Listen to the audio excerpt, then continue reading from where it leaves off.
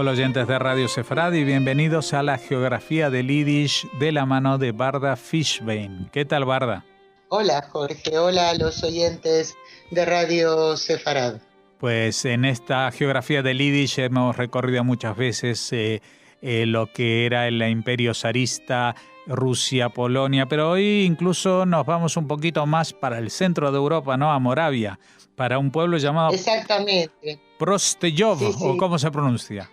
Prosteyov, sí, porque la J en estas lenguas eslavas suele ser una iota. Pero bueno, efectivamente, tal como tú has dicho, este pueblo, al que los alemanes llamaron Prosnitz, está situado en la llanura del río Jana, en Moravia, hoy es territorio de la República Checa, y se lo llegó a conocer como la Jerusalén del Jana. La comunidad judía se instaló allí en la segunda mitad del siglo XV con personas procedentes de Olomouc o Olmutz, otro pueblo moravo, del cual habían sido expulsadas en 1454. La Keilah de Prosteyov fue la segunda en número de miembros de Moravia, solamente superada por Mikulov, también conocida como Nikolsburg. El más antiguo cementerio judío de la localidad es de ese mismo siglo XV, pero la única tumba que aún puede verse hoy lleva inscrita fecha de un siglo después, de 1654. A finales del siglo XVI vivían en Prosteyov 600 judíos aproximadamente, cifra que cayó en la siguiente centuria durante la Guerra de los 30 años que acabó en 1648. Sin embargo, ese mismo año, como sabemos, comenzó el levantamiento de Khmelnytsky, que conllevó numerosas masacres de judíos, lo que hizo que se incrementase la población de este shtetl, paradójicamente con refugiados procedentes de Ucrania, a los que se sumaron los expulsados de Viena en 1670. En esa época, aproximadamente unos años después, comenzó a ofrecer servicios una sinagoga que siguió siendo tal hasta 1904, o sea, hasta el siglo XX. En el siglo XVIII, a principios, ya había más de 1.700 judíos y la población siguió creciendo hasta llegar en el XIX a unas 2.000 personas. Se fundó una escuela judeo-alemana a finales del siglo XVIII y en el XIX sí que se inauguró una nueva sinagoga.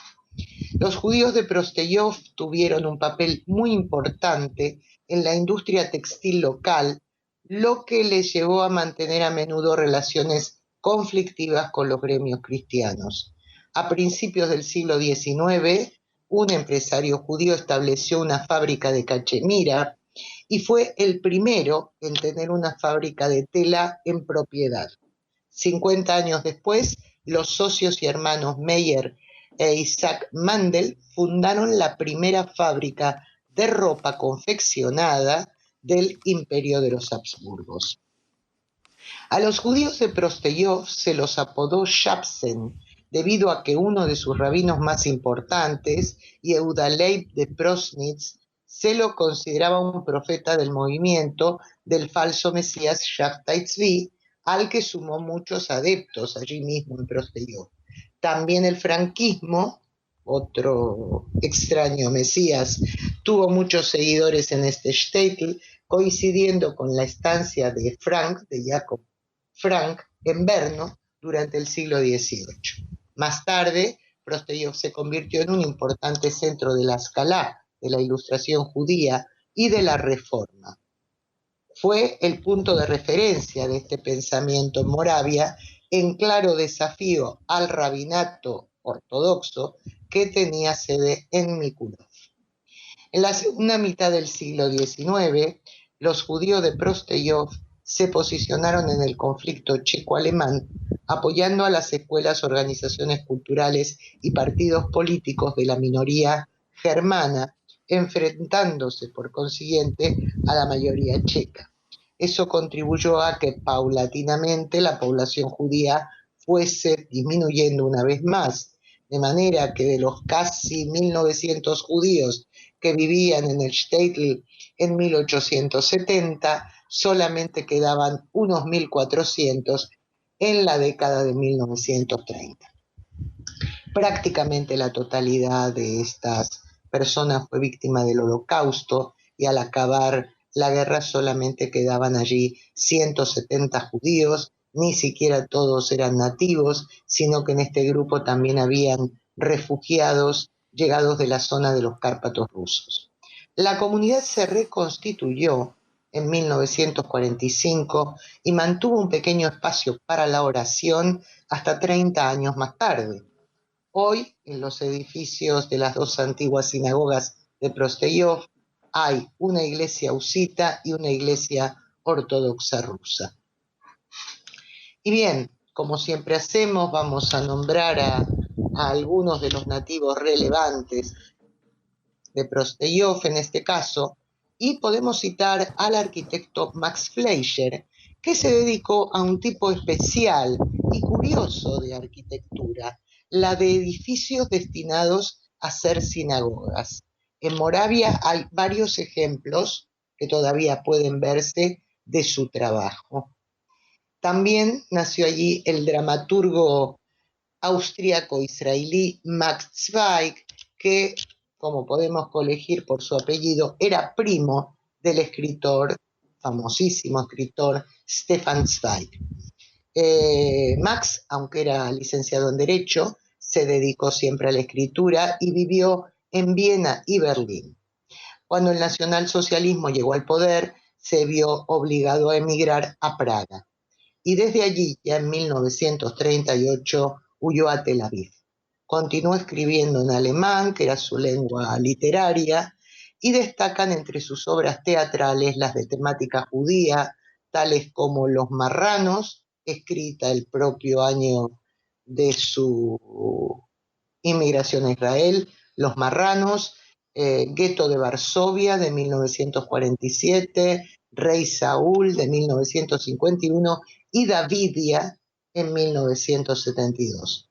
También escribió un libro autobiográfico que tituló Blanqueador en el año 1987. Recordemos que con este apodo despectivo, los intelectuales opuestos al nazismo se referían a Adolf Hitler, que en una época de su vida intentó dedicarse a la pintura artística, por lo visto con efectos desastrosos. Y bien, hasta aquí podemos contar de este pequeño pueblecito checo, moravo. Un nombre muy relevante entre los nativos de Prosteyov es el del filósofo y matemático Edmund Husserl, fundador de la fenomenología, una corriente filosófica de las más influyentes del siglo XX y lo sigue siendo en lo que llevamos del siglo XXI, porque su pensamiento ha llegado a influir en intelectuales como Jean-Paul Sartre o pensadores judíos como Manuel Levinas y Jacques Derrida, entre otros muchos. Y por último, ahora sí, vamos a citar a Daniel Mandl, ingeniero, inventor y estudioso, en este caso de la antroposofía. Fue un oficial condecorado en la Primera Guerra Mundial. Al cabo de esta contienda continuó sus estudios y luego se empleó en la Compañía General Eléctrica en Berlín. Contribuyó al sistema de electrificación de Eslovaquia, introduciendo una tecnología novedosa para la época. Después de que los nazis anexaran los Sudetes checoslovacos en 1939, Mandl se dedicó a enseñar en una escuela técnica fundada por la comunidad judía de Brno. Trabajaba allí cuando fue deportado en 1942, como tantos otros judíos checos, a Theresienstadt junto a su esposa y su hijo. En el gueto trabajó en la administración del mismo y a la vez participó de la vida cultural, ofreciendo conferencias hasta el año 1944.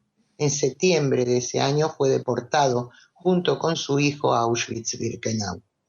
El que había sido seleccionado para ese transporte fue su hijo, pero Mandl decidió ir voluntariamente con él, aunque no estaba en la lista.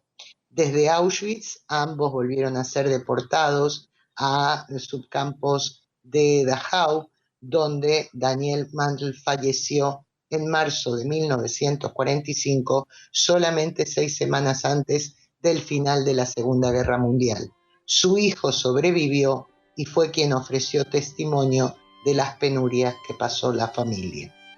Bueno, pues ya saben, un pueblo más y otro más habrá dentro de 2 semanas aquí en la Geografía del Yiddish. Muchas gracias, Warda Fishbein, por habernos atendido. Hasta entonces, Jorge, gracias a vosotros.